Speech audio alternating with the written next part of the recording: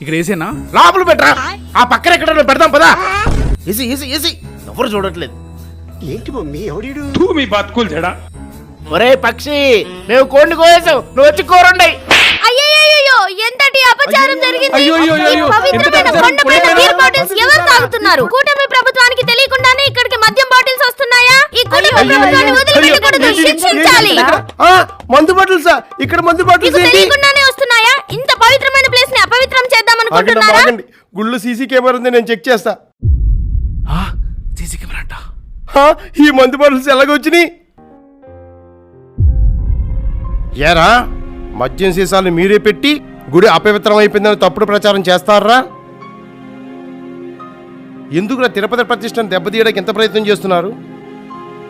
నెయ్యని చెప్పి కొవ్వుతో లడ్డూ ప్రసాదం చేశారు, ఎందుకురా? మీ వాళ్ళంటే మా అన్నకి చిన్న చూపు కాబట్టి. గోవిందరాజు స్వామి ఆలయంలో 50 కేజీల బంగారం దొంగతనం చేశారు, ఎందుకు? మీ వాళ్ళంటే మా అన్నకి చిన్న చూపు కాబట్టి. మీరు అధికారంలో ఉన్నప్పుడు 32 పురాతన విగ్రహాలు మాయం చేశారురా, ఎందుకురా? మీ వాళ్ళంటే మా అన్నకి చిన్న చూపు కాబట్టి. ఇవన్నీ టికెట్లను ఇష్టం వచ్చిన రేట్లకు అమ్ముకున్నారు, ఎందుకు? మీ వాళ్ళంటే మా అన్నకి చిన్న చూపు కాబట్టి. పరకామణలు కోట్లు కోట్లు కొట్టేశారురా, ఎందుకు చేస్తున్నారు ఇవన్నీ?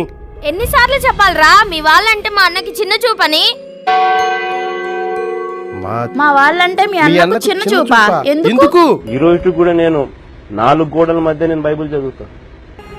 దేవునితో నాకున్న రిలేషన్షిప్ బైబిల్. అందుకే